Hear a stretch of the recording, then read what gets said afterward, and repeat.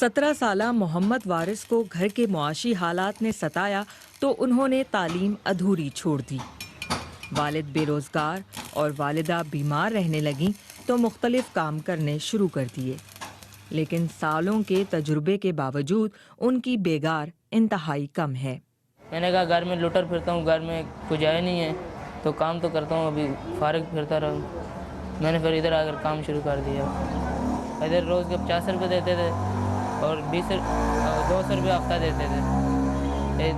ہم نے کام گزارا چلا لیا۔ پھر عالمی قوانین کہتے ہیں کہ پیدائش سے لے کر 18 برس تک کا شخص بچہ کہلاتا ہے، لیکن ملکی آئین کے تحت بچے سے مراد وہ شخص ہے جس کی عمر 14 سال سے کم ہو۔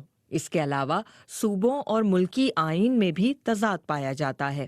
صوبہ پنجاب میں بچے کی عمر 15 سال متعین ہے، جبکہ بقیہ تینوں صوبوں سندھ، بلوچستان اور خیبر پختونخوا میں یہ عمر 14 برس ہے۔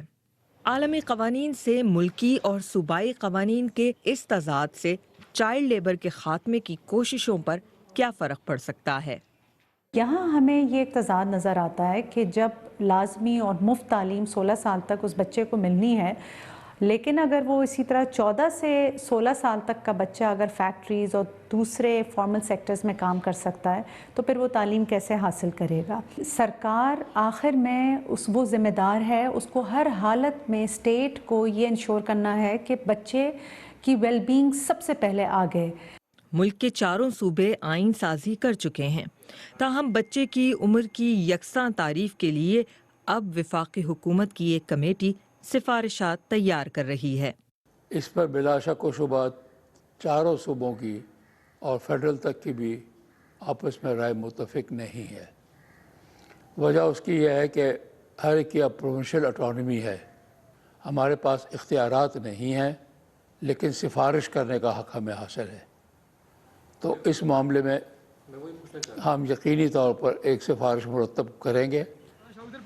پاکستان کے چاروں صوبوں میں چائلڈ لیبر کے خاتمے کے لیے نئے قوانین بنائے جا رہے ہیں، لیکن مبصرین کا خیال ہے کہ بچوں کی تعلیم، صحت اور ان کے حقوق کے تحفظ کو یقینی بنانے کے لیے پہلے سے موجود قوانین پر عمل درآمد ضروری ہے۔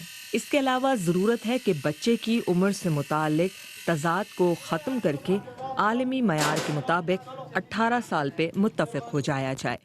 شمائلہ خان، BBC نیوز، اسلام آباد۔